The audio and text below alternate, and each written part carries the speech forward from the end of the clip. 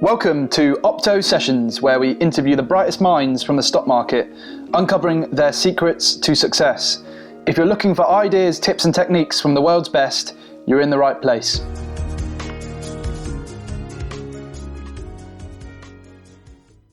I'm Hayden Brain, and welcome back for another episode of Opto Sessions. Newton IM is one of Bank of New York Mellon's 8 investment firms, cumulatively the 7th largest asset manager in the world, with $1.9 trillion assets under management. Today, we were lucky to be joined by Newton's global strategist and economist, Brendan Mulhern, a fulcrum of the institution's top-down macroeconomic thinking. Where are we in this market cycle? Why has stock market performance diverged so significantly from global economic trends? And are emerging markets providing better value than developed right now? Brendan reveals all on today's podcast. Hello to everyone listening. Today, we're lucky to be joined by Brendan Mulhern, global strategist and a member of Newton Investment Management's Real Return team, Newton's flagship multi-asset strategy. Having worked for a host of high-profile asset managers, including Barings and AXA, Brendan joined Newton in 2017 and is responsible for leading the firm's investment research process and chairing Newton's quarterly macro strategy meetings. So, hello, Brendan. Hi, Aidan. Thanks for having me. No worries at all. How are you today? Very well, thanks. Well and truly settled into working from home. Good to hear. So I'll sort of launch straight into the body of the podcast. And I wanted to first understand how you got to where you are today, and just dig into what's expected of you in your current position at Newton. So firstly, your interest in finance seems to reach back to university, where you studied economics, I believe. Has that always been a passion of yours? Finance, no. If I'm honest, economics, neither. I kind of went to university and I signed up to do international business and finance, really because I didn't know what I wanted to do, and I wanted something that would hopefully give me some decent employment prospects when I graduated. I graduated in 2009, so that wasn't exactly a fortuitous time to be graduating with that kind of degree, but I ended up specialising over the course of the time at university in economics. And I think really I kind of always grew up with a kind of keen interest in how things work. And I really got my first taste of economics as a subject at university. And I kind of piqued my interest. So I kind of skewed my studies towards that as much as possible. All that being said, finance didn't really come into it. Finance, I think, is kind of a subsection of economics in a sense, and it was only really with the kind of hitting of the financial crisis that my kind of interest was really sort of peaked with respect to what's going on in terms of the financial markets. And I remember at the time in my final year, I went to my macroeconomic lecturer when the crisis was really getting going, and asked him if he kind of could explain what was going on, and he wasn't really in a position to do so. Which to me was pretty startling, given this guy was my professor for macroeconomics. And at that point in time, it really laid bare to me, or rather, it made clear to me how flawed the macroeconomic framework we'd been taught was. And kind of from that point on, I kind of resolved to go and sort of fill in the blanks, if you will. And from then on, it's kind of been a process of re-education, much of which I think is actually very much attuned with trying to understand what's happening in financial markets, which I think are a better reflection of what's going on in the world as how it actually functions, rather than how academic macroeconomics suggests it functions. Yeah, that's really interesting. And then I suppose your later job roles reflected that pursuit. You worked as an analyst for a number of banks and asset managers, as I mentioned in the intro. So was your grounding sort of very much in research before you moved on to strategy? Yes, although there was kind of the two overlapped. I was fortunate in that pretty much, I think research for research's sake you can often lose your way.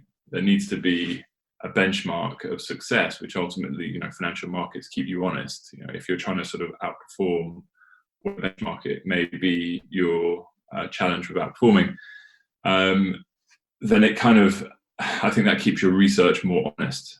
And I think without that, I think research can, in a sense, lose its discipline. So I've been fortunate enough that there's always been an overlap between, whilst I was focused on research, the need to produce investment recommendations which ultimately align with, if you will, strategy. Yeah, sure. And then you, as I said again in the intro, that you lead on the investment strategy research process now at Newton.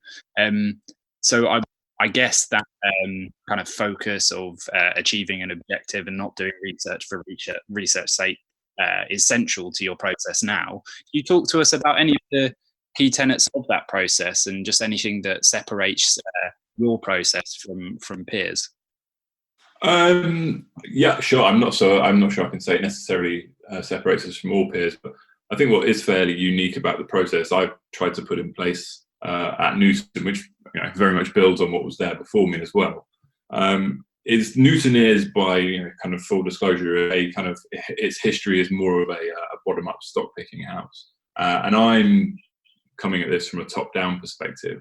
And one of the things I always found that I've tried to address is the dissonance between a kind of top-down perspective and security pickers, which are going, I'm just bothered about companies and what they're going to do in terms of their earnings. And I think going back to what I was talking about earlier with respect to this process of re-education, just to kind of give you in a nutshell, I begin with financial markets. I'm ultimately trying to anticipate where financial markets are going. In order to do that, I focus on the monetary side of the economy. I'm talking about balance sheets and ultimately cash flows. And I found that if I did that, it enables me to sort of anticipate what's happening in terms of markets from an aggregate perspective. And I don't just mean equity markets, I'm talking bonds, currencies, credit, commodities, equities. So I have a framework, but it also lends itself, it's a language which the equity analysts can speak to, i.e. I'm talking about balance sheets, I'm talking about cash flow, I'm talking about the credit risk. And now, whilst I'm talking about that from a system level, I think it's easy for them to see how their companies' fortunes fit into that, not just with respect to their cash flows, but also the ability of these companies to access finance. Is the market in a state, or is the system in a state where accessing equity or credit capital is going to be easier or harder going forward? And what does that mean for the individual risks around a business? So I think it's kind of, we try to make it as holistic as possible, and very much with money and finance at the center of it. And I think I haven't really come across too many places that sort of approach it in that manner. Yeah, no, that's really interesting. And you mentioned sort of talking in a language that stock pickers could immediately sort of understand. Was that kind of a realization that you came to straight away when you started working for Newton back in 2017, or was that something that sort of organically made its way into the process as you sort of realized how the team was set up and kind of what you needed to achieve? Yeah, it took a bit of time actually. As whenever someone joins an organization, there's always you kind of finding your way around a little bit. And I'd never actually, prior to joining Newton, really worked so closely with equity analysts. And really, it was definitely an organic evolution, and it was effectively me trying to find a way to bridge the gap between these two research efforts. But whilst there was an interplay between them beforehand, I mean, it's often, everyone has their preconceptions, everyone has their biases. I think it's fair to say, and no one will be offended by me saying this, I think many equity analysts see themselves as purists in that they're dismissive of a top-down or macroeconomics. And I'm sympathetic as to why, because I think the way that macroeconomic research is conducted in many places, it doesn't really have much relevance to, or it doesn't really add any value to their day jobs of picking stocks. And I really try to sort of create a macro or top-down process that dovetailed with what they're doing, and I think I've had relative success in doing that too. Yeah, sure. And then to kind of understand your relationship between yourself and the investment management team and the people actually selecting the securities and managing money on a daily basis, would it be fair to say that your work is essentially to provide tactical recommendations to them, or or is it more than that? I think a structural call could quite easily become a tactical call if you have to cut it, I guess, even if it's right for a relatively short period of time. I mean, the way I work, I guess, is I read a book by a guy called Philip Tetlock, and it's called Super Forecasters. And the key insight from that, in essence, was that there are good forecasters. He effectively, tracked a load of people who were trying to forecast a series of things that he gave to them to forecast, and he identified who was good at forecasting. And he had identified that those people who were good, and then sort of assessed how they work. And what he found that they tend to do is they all have a series of frameworks, or they're effectively going around and find different frameworks, and they'll use those, they'll absorb them into their own process. And that's kind of how mine works. And the point of why I'm saying this is what they do is a constant process of iteration. And I think the markets are the same. It's very difficult to kind of sit here and make a 12-month forecast for anything. You have to take things day by day. You can have a sort of, and you should have an idea of where you think things are going, but you have to be constantly challenging your expectations relative to reality. So whilst I have my, I kind of go, I think this is where we're going, and this is how we should be positioned across this asset class, or I think this is what we should be favouring in the equity market, or this is where we should be on the curve, because I think this set of macro financial conditions are currently in play and likely to persist based on a judgment of what I'm seeing over the next 3, 6, 12 months, whatever it may be. I have to be constantly scrutinizing whether that's correct. So it's kind of, I can give my, in a sense, I'm like, I think we should be doing this until either this condition changes, or this condition changes, or this condition changes. And it's that's how I sort of bind my recommendations rather than by time. So I think it's kind of, I try and err away from giving a time frame, because I don't really think that's particularly helpful. I think it's more, investing has to be, this is a good idea, or this is an investment we don't want to be in, or we do want to be in whilst these conditions are in play. And if these conditions change, which are effectively part of the thesis, then we have to reassess whether that's still a credible or a valid position to have in the portfolios. Yeah, no, that makes complete sense. And then on that sort of constant scrutiny that you're instilling within the process, then I imagine that's particularly pertinent given the current volatility that we're experiencing in markets at the moment. So I wanted to move us on to the current markets, and just to take a bit of a top-down look, as you mentioned earlier, at the US and the UK economies and their respective equity markets. Where, in your opinion, are we now in terms of the wider economic recovery? I mean, are you expecting a kind of long, drawn-out recession in the UK? What's your outlook there? Look, I don't think we're about to return to pre-coronavirus economic lockdown levels of activity anytime soon. Certainly not in real terms. The fact of the matter is there has been an economic cost in tandem with the human cost of the virus, and as is always the case in sort of any downturn, no matter what the reason behind it, companies and individuals effectively reassess what they're spending on, and part of that will be, I imagine, that companies will probably not put everyone back to work, and they'll cut costs. So there will be some unemployment on the other side of this. This won't be just a snapback. That said, I do think it's going to be some, whilst the reason why this all began, in essence, was government mandated lockdowns, which in a sense has never really happened in history before. So it's very much a unique situation. I do still think it's going to be a fairly vanilla recession. And the way I kind of think about this is the Bank of International Settlements do some really good work, actually, and they focus a lot on the monetary side of things, which is central to what I do in my sort of process. And the condition that they kind of, having looked through history and they've got the data to back it up, recessions tend to be long and deep when you have a rolling over of the financial cycle in tandem with the business cycle. And what do I mean by the financial cycle? Ultimately, it's the movement of credit and asset prices and the co-movement of those two. And really, in essence, when you have a rolling over of the financial cycle, as you did for reference in 2008 and 2009, then you have a fairly lengthy recession, fairly deep recession, just as you had in the Great Depression. On this occasion, I don't think the financial cycle is going to roll over.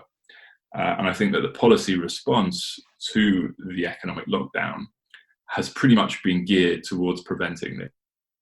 And it's fair to say that over the last 2.5 months or so, I think they're winning the battle with respect to preventing the financial cycle rolling over. If you look at equity market issuance, credit market issuance in particular, where I think we've already passed $1 trillion of US investment grade issuance year to date, which is double what was done last year. It's fair to say that the capital markets are well and truly open. The financial plumbing, which was stressed back in March, has pretty much gone back to benign levels, which is, again, forms, looking at the world's financial plumbing is a key part of my process. So I have to say at this juncture that I think the financial cycle is not going to roll over, and on that basis, we're not going to get a balance sheet recession. So I'm hoping, or my expectations are, that whilst this is a very unique or unprecedented situation, as everyone has sort of discussed at length, I do think in the fullness of time it will probably be looked back on as a fairly standard recession.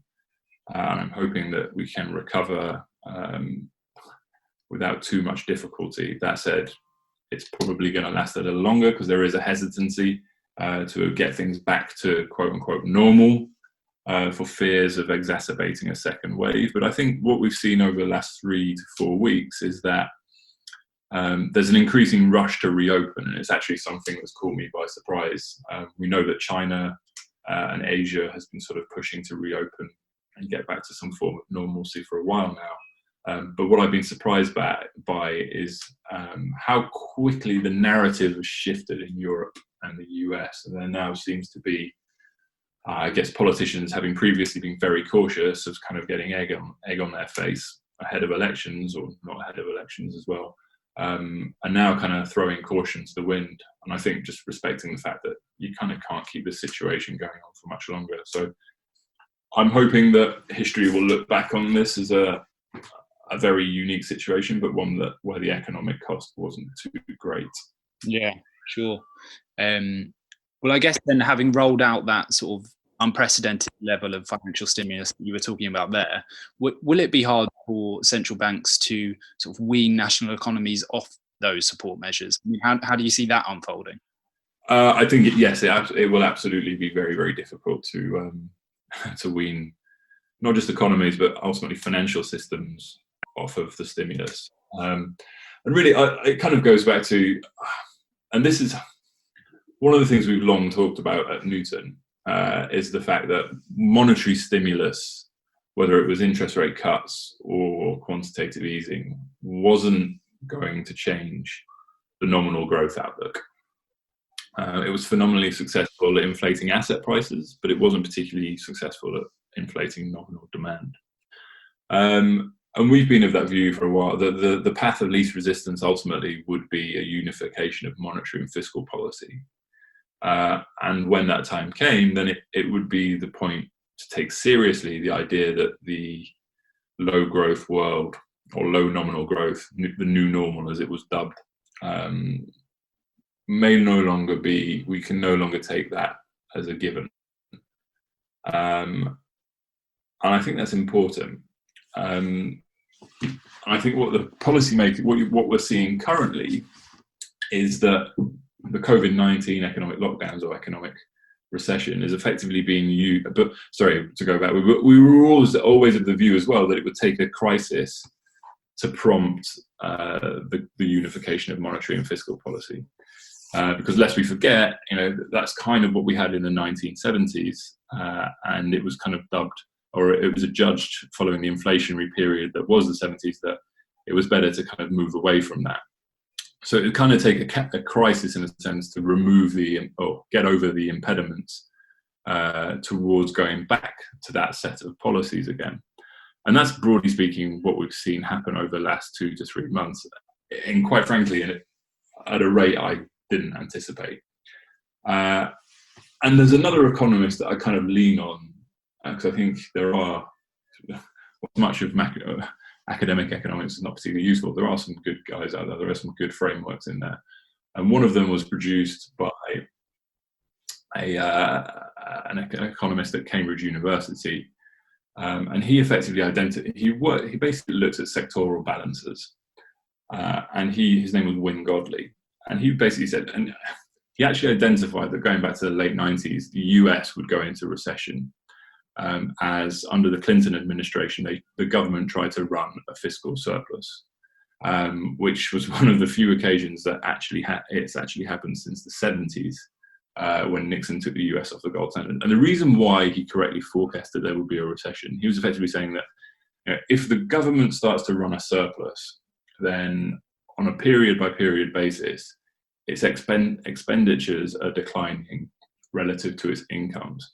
As a result, all the other participants in the economy, their revenues would have to fall relative to their expenditures, or they'd have to cut their expenditures. And that's exactly what happened. It effectively, by running a surplus in the late 90s, the US government effectively reduced the income of the rest of the economy, which led to a nominal recession. And the reason I mention that is we've seen the exact opposite of that through this crisis. Effectively, what the governments have done in tandem with the central banks is effectively massively increase their deficits, increase their expenditures relative to their revenues, which on the other side of the table has boosted the income of the rest of the economy, whether that's household sectors, corporate sectors, or if we're thinking on a country by country basis, the export sector as well, or rather the input to those you're exporting. So if on the other side of this, governments try to aggressively rein in their deficits, then we're going to reduce on a period by period basis the income of of households, of corporates. And given the latent weakness in the private sector of economies coming out of this, because I struggle with the idea that we're going to have a V-shaped recovery. Whilst I'm confident there's going to be a recovery, I don't think we're going to see a V-shaped recovery. If the government starts to effectively rein in their deficits, it's going to push economies into a nominal recession. And to think of it, we'll think of it in a kind of accessible way, perhaps.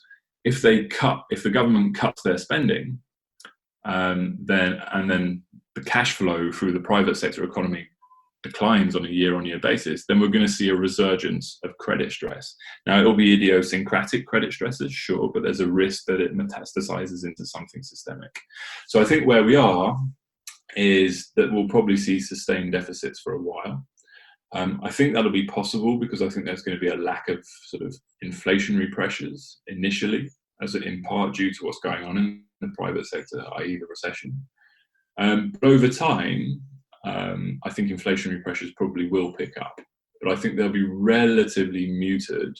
And if you kind of like a reading of financial history tells you that inflation, when it's accelerating at a low level, tends to be quite welcome. It's effectively what economic booms are made of.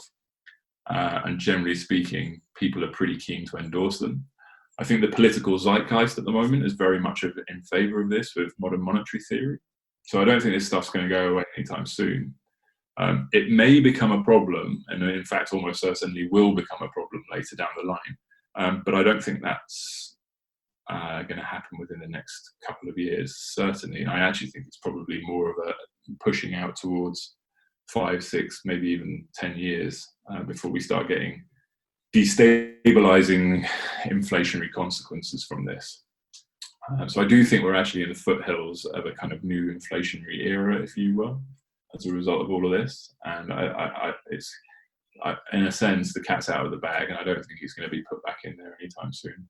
Yeah, sure. I mean, I was going to ask whether sort of we were perhaps at risk of failing to grasp the significance of inflationary trends post the pandemic, or sort of as we exit out of lockdown. It seems Newton, and particularly yourself, of course, has a fairly firm grip on that. And I guess I wanted to bring it to our listeners' attention because I think it would be fair to say that a lot of the wider market underestimated the deflationary trends pre the current crisis. So, there were reports circulating that the wider market might then again make the same mistake and actually fail to grasp the significance of the inflationary trends, the other side of it. But fair to say, Newton are well on top of that, and it's going to be sort of incorporated within your process moving forward. Yeah, no, that's absolutely right. I think that's absolutely right. I mean, you're going back to the initial discussions, right, in the wake of the financial crisis when the Fed started doing QE along with the Bank of England and various other central banks, was that it was going to lead to hyperinflation. Clearly, the analysis around that was incorrect. I'm not getting into why that was.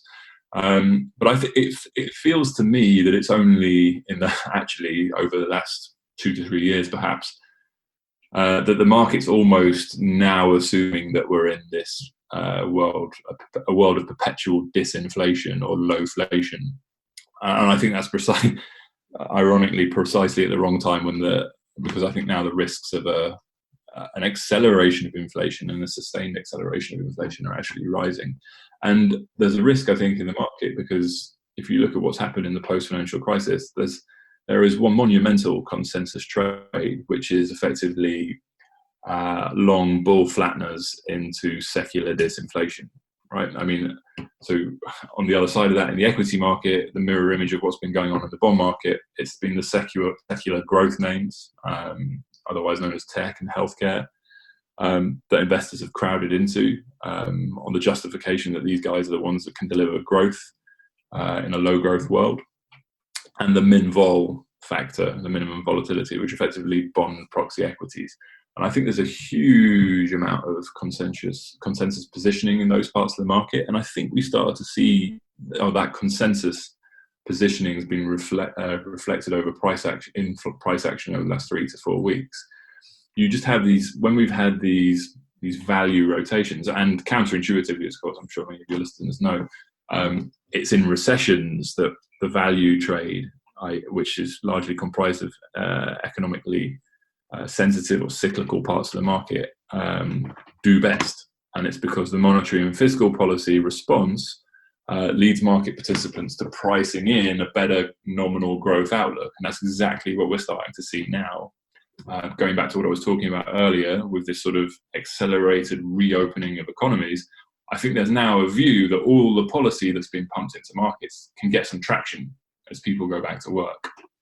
And you've seen these days where the cyclical parts of the market have just rocketed and the secular growth names have been shellacked.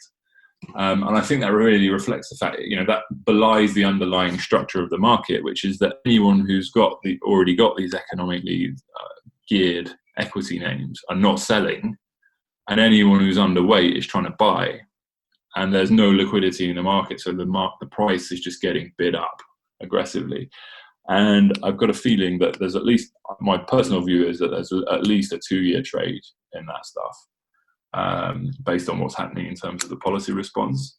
And then we have to ask a serious question around whether this, as we were discussing earlier, if this is the beginning of a kind of a structural shift in the inflation environment, i.e., through the unification of monetary and fiscal policy, then there is very much a possibility that this is more than a 2-year trade.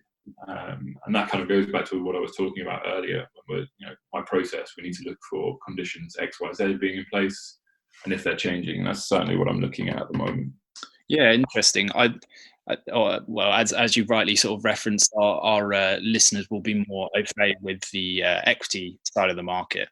And I wanted to, and we've touched on a lot of it, I wanted to see whether we could sort of distill the reasons why the stock markets broadly are up over the past 12 months, and kind of dig into the reason for that divergence between such negative economic data and strongly performing equity markets. As I say, we've touched on it briefly, but I wonder whether you could distill the reasons for that for our listeners. Yeah, sure. So, I mean, full disclosure, I don't personally think that a lot of people, I think too much time in a sense is spent trying to explain equity market going on in terms of the real economy. I actually think there's kind of a reflexive relationship between the financial economy and the non-financial economy. And they're both really just a function of money, in essence, being reductive. If there's more money, the price of everything goes up in nominal terms. That includes goods and services, but also financial asset prices. Conversely, if money is growing at a slower rate or contracting even, then the price of things tends to fall, and that includes both financial asset prices, but also goods and services prices, i.e. deflation. And I'd argue that financial markets or asset prices are more geared to the monetary structure than is the real economy. So effectively, that's a simple way of saying the financial markets tend to lead the non-financial economy. So I think what we've seen over the last, since the 23rd of March, is effectively the Fed basically. The 23rd of March, it wasn't just the bottom for equity markets, it was the bottom for yields, it was the peak in the dollar, which is critical in a world that operates on a dollar standard. And I think what we've seen is effectively as a result of what the Fed did, we transitioned from the deflationary period that defined late February and the first three weeks of March into what is increasingly a reflationary period. And on that basis, it's consistent with the equity market re-rating as effectively people stopped selling. And I do believe that, in the wake of the low, it was the secular growers that resumed leadership. Tech, obviously, we all know them. And I think it was that was, broadly speaking, consistent with the fact that we were still in economic lockdown. There was a lack of clarity or a significant degree of ambiguity around how long the economic lockdown was going to last. So people wanted to buy into those names that could grow amongst that sort of continued economic lockdown. But that's starting to shift now, as we previously discussed. And I think there's greater latitude for credit to get put to work in the non-financial economy, the real economy. Which is boosting the earnings outlook for those cyclical parts of the market. And ultimately, it's kind of big picture, and I think that we all know this from the last 10 years, monetary policy, particularly extraordinary monetary policy by way of central bank balance sheet expansion, is very, very beneficial for financial asset prices. And that's probably, I don't think that's about to change anytime soon. And that's ultimately what defines the level of the market, in my mind. It is the quantity and the price of money that's out there, or credit. And then ultimately the sort of market leadership is driven by the relative earnings prospects and how they're improving relative to each other across the market. And I think that's what we're seeing from here. So that's, broadly speaking, my take of it. I think it's fair to say that financial markets, particularly the equity market, are certainly an objective of central bank policy these days, and that's not about to go away. The fact of the matter is, given we are in a particularly highly levered monetary system, asset prices can't be allowed to fall because it ultimately risks another debt deflation, i.e. something akin to a Great Depression. So policy is in the here and now, and likely for some time, going to be very much geared towards keeping asset prices up, and I don't think that's going to go away. Yeah, that's interesting. And then, so to talk about what the central banks have done, then, I mean, in your opinion, have they done enough to prevent this happening again? If, as you kind of point out, that we might be sort of exiting out of this economic downturn, I mean, have central banks done enough to guard against this happening again, reigniting this sort of deflationary trend, as it were? Effectively, yes. And I say yes because of, going back to what we were talking about earlier, it's the unification of monetary and fiscal policy. Now, there's a question mark over whether, when we get to the other side of this, are governments about to start going back towards some sort of fiscal discipline. And I think there will be, but I want to sort of It's not like we're about to get to the other side of this and every government in the West is all of a sudden going to be printing a sort of promising everything, and the central bank will be writing a blank check for it. There will always be lip service paid to fiscal discipline. The reality is we haven't had fiscal discipline in the West pretty much since the 70s. It's just been degrees of fiscal indiscipline. And my point is that I think fiscal indiscipline is probably going to be larger, and it's going to be financed by central banks explicitly, which is a change, quite a significant change. It is a crossing the Rubicon type moment. And if you look back at financial history, pretty much, going back to our discussion a moment ago about, there was, in the wake of the financial crisis, the expectations were that central bank money printing would be hyperinflationary. Actually, if you look back, you can kind of see empirically that the conditions necessary for a sustained acceleration of inflation are monetary financing of fiscal deficits. And I think that's where we've gotten to. And it's going to be a case of incrementally moving further in that direction. The size of the deficits, fiscal deficits in the world today, we're looking at 20% of GDP, if not more. That is truly enormous. And some proportion of that will be financed by the central banks. And really, that's ultimately bringing us into that's pushing us into territory where what we're actually seeing is the real value of the existing stock of debt that we have in the world being inflated away. And that's ultimately where we've always been heading, right? That's, in essence, that's what we've seen for a long, long time. I'm talking over 100 years here, but it's been particularly the case since Nixon took the US off the gold standard and put the world on a fully fiat monetary system, that as private sector credit has inflated over time, it has effectively eroded the real value of the existing stock of credit. Now, I think what we saw with the financial crisis was the market mechanism saying, that reached its point of it couldn't go much further. And what we've seen since then, first it was the central banks via QE, but now it's the central banks and the governments in tandem. They're effectively stepping in to replace the private sector as the main source of credit.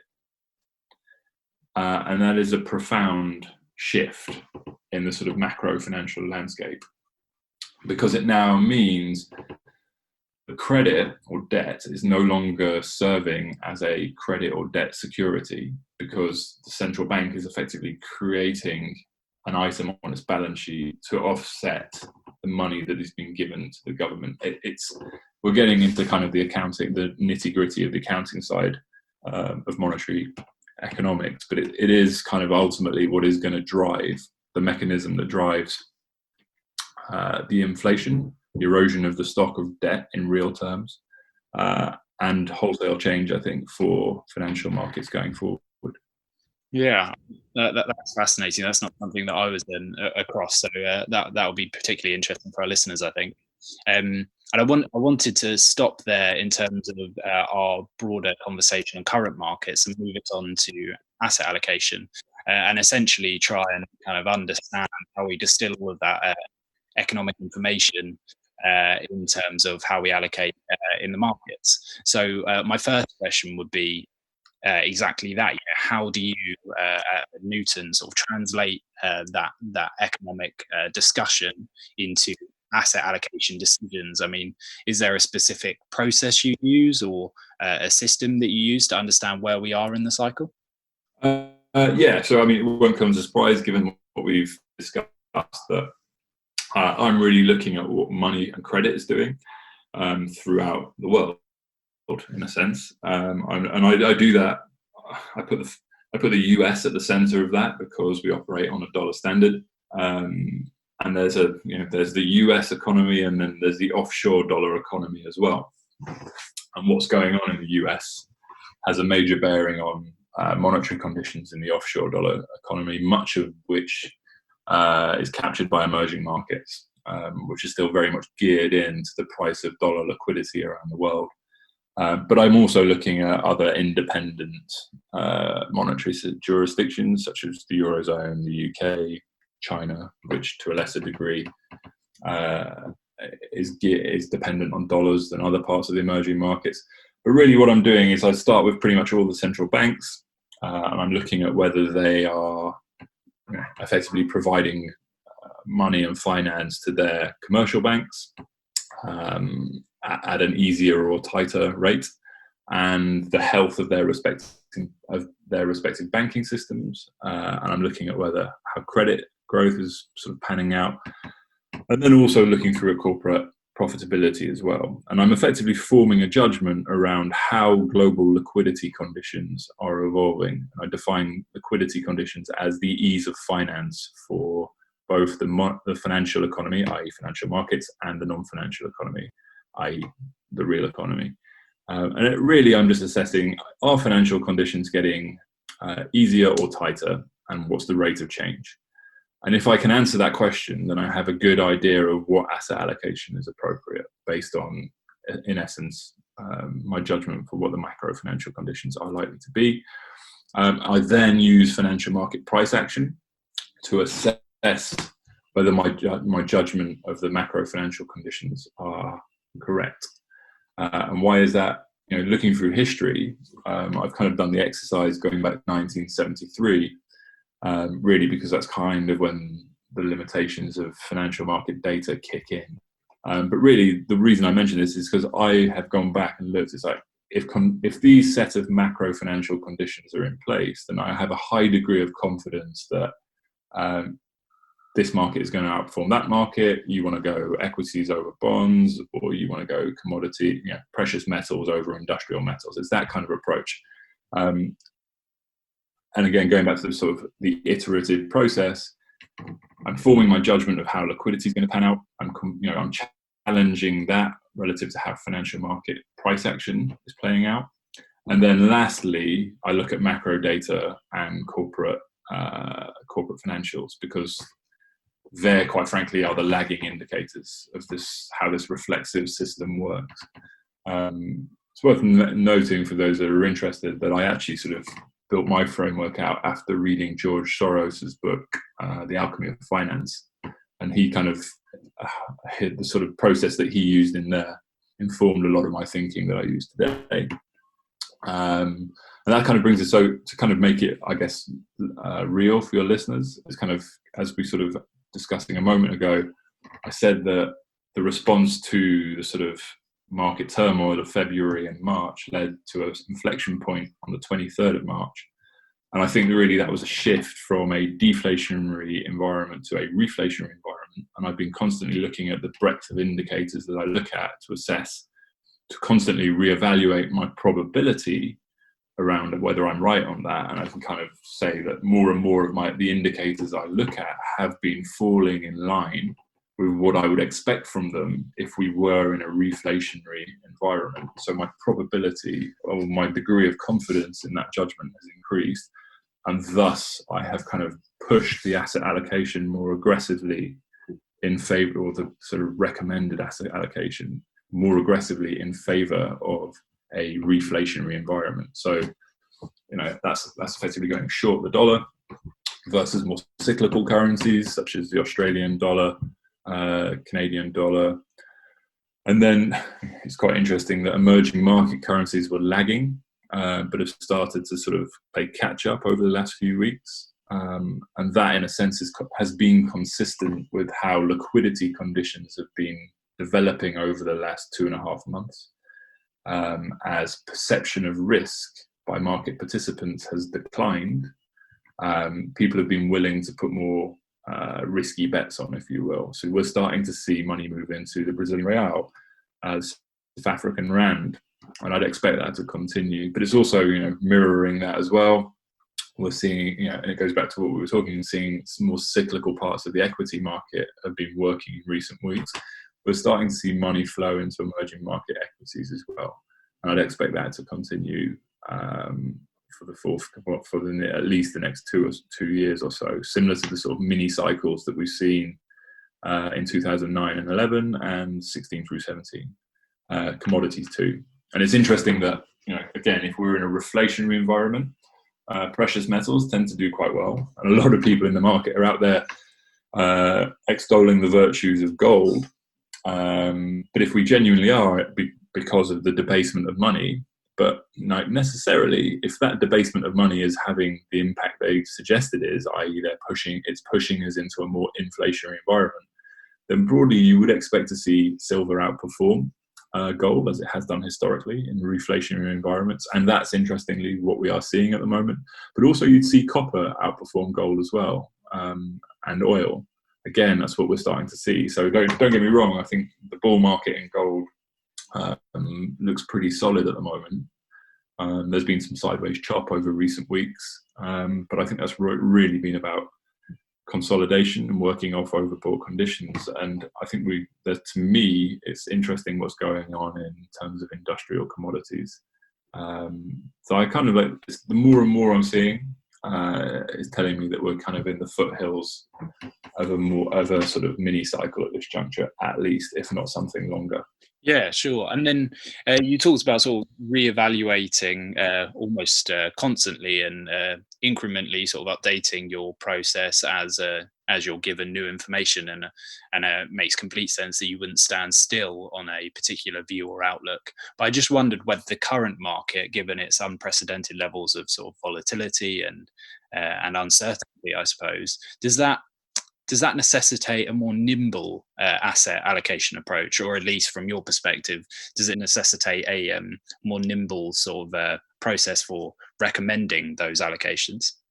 Yeah, I guess it does. And you kind of touched on it, right? I mean, it's fair to say that the last 3 or 4 months have been a bit more eventful than many other months in financial markets. And there are, this job's always going to be tougher, if you will, around inflection points, because the range of possible outcomes is that much broader. And there's that much more to assess with respect to what's driving change, what's driving markets at the margin. So yeah, for sure, I've definitely had to be more nimble. I've definitely worked more hours, and that's not just because of the inefficiency of working from home, following being put on permanent working from home for the foreseeable. It's just more trying to keep on top of everything that's happening, which clearly just takes more man hours. It's the exact opposite of what you've got when you've got trending markets. In a sense, the post-financial crisis period have not really been characterized by trending markets compared to periods prior, when you had genuine economic cycles of sort of 5 years or plus, driven by private sector credit cycles. In a sense, the post-financial crisis period has been sort of made up by the series of mini cycles, and I don't think that's going to go away necessarily. So in a sense, it's kind of all of my career has effectively been trying to grapple with these mini cycles. So in a sense, I wish I had an opportunity to work when it seemed a bit easier and you could just get on trending markets, because it doesn't really feel like that. So I've definitely been more tactical over the last, or rather more frequently updating my thinking over the last 4 months or so. But I'm not necessarily certain that's going to change anytime soon. Yeah. I wonder whether you, as a team, as a strategy, consider the more macro themes when determining your outlook. I'm thinking stuff more thematics like smart revolution, state intervention, things like that. And I kind of wanted to get to the bottom of how primary they are in your decision-making process. Yeah, I mean, it depends on the theme, but certainly some of them are very, very important, others less so. The obvious ones, such as state intervention, as you just mentioned, is kind of all about what we're seeing in terms of monetary and fiscal policy. So that's kind of central, and I actually put a lot of time into sort of developing the thinking around that. We've also got another theme, China influence, part of which is China's credit cycle. And again, kind of touching on what I was talking about earlier, I put sort of central banking and private sector banking and shadow banking is central to my sort of process. So it won't come as a surprise that I've kind of mapped out the entire kind of Chinese financial system to the extent that data allows that. So I can assess how credit growth is unfurling and asset quality, and whether credit risk is rising or falling, and whether liquidity risk is rising or falling as well. And that, given that China has been the main source of private sector credit growth since the financial crisis, it won't come as a surprise to learn that that what's going on in China has a major bearing on my asset allocation and what I think we should be doing, but not just equities v bonds, but also what we should be doing in a relative equity world as well. So yeah, I mean, we're very much geared into that. And then the other side of that as well, I kind of haven't really touched on it in this conversation. We do have some really good equity analysts at Newton, and I'm in a constant dialogue with those guys as well, particularly the guys who are looking at the industrials and the materials, because obviously a lot of what they're looking at is driven by China. So I can take my top-down sort of macro lens, if you will, and I can sort of go up to these guys and sort of use them as a sounding board to sort of challenge whether my expectations are bearing out in terms of what their companies are reporting. Is if my top-down view is telling me that liquidity is getting pumped into the system, or is getting pumped into the commercial banking system in China, and I'm expecting stimulus, and broadly speaking, we should be seeing an uptick in infrastructure that should translate into orders for the capital goods guys. You should see some uptick in orders for commodities. So I can go and speak to these guys and use their bottom-up perspective to kind of corroborate or effectively challenge my expectations from a macro perspective as well. And those guys are all very much geared into the sort of theme thinking as well. So yeah, it's very much a holistic process. Yeah, sure. So just to finish this section of the real return strategy then, I just wondered whether you could give us a general indication of whether the team are underweight or overweight equities at this point, just relative to previous points in time rather than in relation to your benchmark. Yeah, sure. So yeah, given its absolute return, we don't have a weighting in the benchmark of equities, but we've been steadily increasing it. The benchmark is LIBOR +4, so it's quite conservative. It's all about focused on minimizing the downside. So we've been steadily increasing risk and the allocation to equities as my confidence has improved, or our confidence has improved, that we are in a reflationary environment. So we do have roughly now around the same amount of risk we had at the middle of last year, and we cut the risk early this year, obviously, as the coronavirus looked like it was going to be followed by economic lockdowns. So we've steadily been increasing it. There's obviously an ongoing debate around with respect to members of the team. It's not just me in terms of driving the asset allocation, or I'd probably arguably be on the more bullish side. And part of the debate is some more kind of conservative members of the team. So it's kind of striking a balance between that as well. You referenced earlier emerging markets. They've been sort of eerily calm recently, but if EM currencies sort of come under pressure again, is that something you expect to shift, or are you still quite positive on EMs like you referenced earlier? Yeah, I'm very constructive on emerging markets at the moment. Now, obviously, the emerging market index is, I think it's 60% roughly is accounted for by China, Taiwan, and Korea.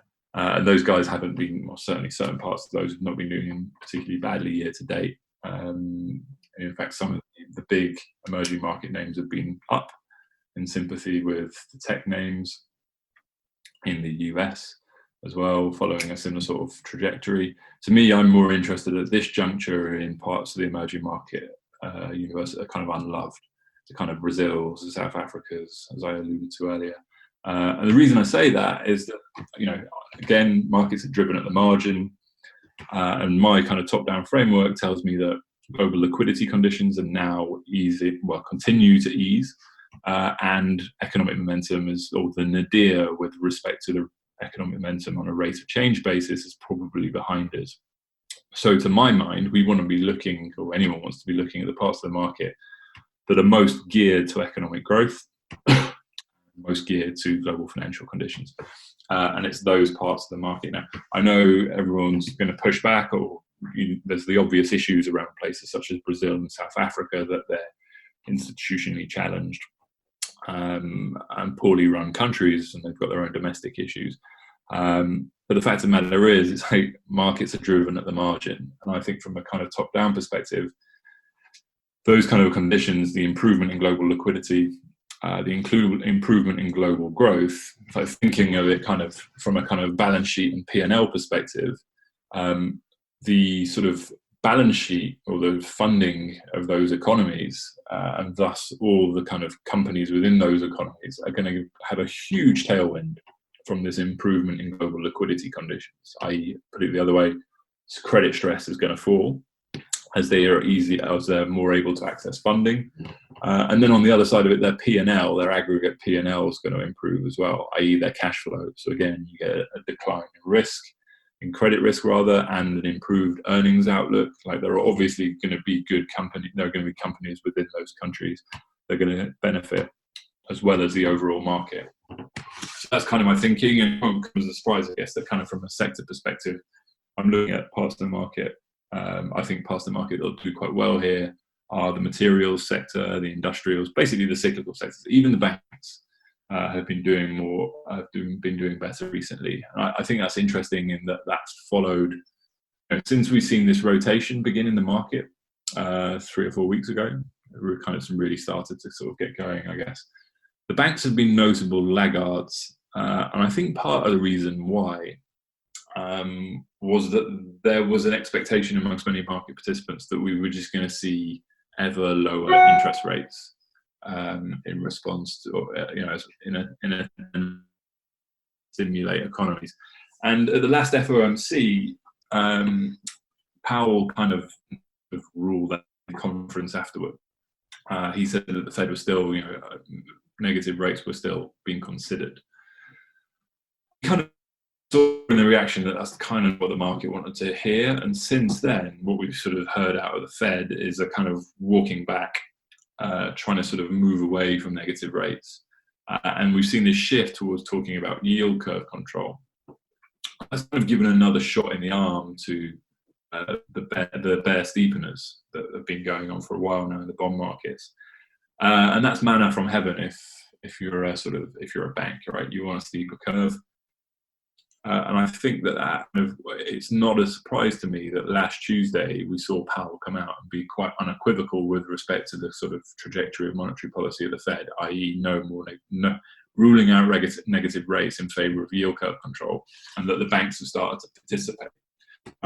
So that for me is another interesting part of the market. And I say all of this, in a sense, hedging my bets as well, if we're going to put our kind of like relative equity hat on. Because to my mind, let's say I'm wrong, that we're in a reflationary environment and that we are actually going into something more akin to a prolonged deep recession. I'm going to avoid saying Great Depression, but let's just say the recession's not over and it all gets a lot worse from here. Then effectively what we're talking about a situation in which funding for both financial markets and the real economy or the non-financial economy gets pulled. So we get into a situation where, the market, to my mind, when you have a bear market, it's not because market participants are looking forward and going, oh, the economy is terrible, I don't want to own these anymore. The reason why bear markets pan out is because you get forced sellers, because people are having their lines of funding pull for one reason or another, whether you're a leveraged player or, quite frankly, investors are just pulling their money out of funds, and people are having, long-only investors are having to sell equities in order to sort of get liquidity to return to their investors. So that's what, if I'm wrong about the reflation outlook and we're getting into a more sustained recession, i.e. a funding squeeze, then the parts of the equity market that are going to get sold here are the things that have been in a bull market for the last 10 years. Because it'll be the opposite of what I was talking about earlier when we were seeing the market structure at the moment. There's, people are very underweight the cyclical names. So you've seen them getting bid up when we've had these rotations. It'll be on the other side. and it's exactly kind of what we saw in Q4 2018. It's like when investors need liquidity, you'll sell the stuff that you can, or it's the biggest holding in your portfolio. So if I'm wrong, I think the tech and the secular growth stuff gets whacked in a downturn anyway. And if I'm right, to my mind, the only way in which secular growth becomes the market leader again is if we return to the new normal world of persistent low nominal growth. And that's actually at this juncture the scenario I'd put the lowest probability on. So I think there's a kind of a real opportunity at this juncture to be looking at the cyclical parts of the market. And I'd argue that emerging markets are effectively part of that as well, recognizing the fact that there are obviously some big tech names in the emerging market index.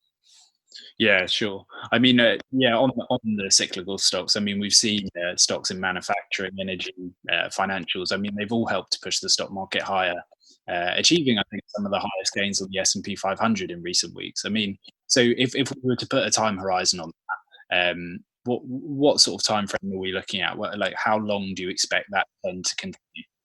Yeah, so at a minimum, and it kind of echoes what I was talking about earlier, we've had these mini cycles since the financial crisis, and the two sort of reflation cycles that I would point to as echoing what I'm seeing now were the ones between 2009 and 11 and the one from 16 through 17.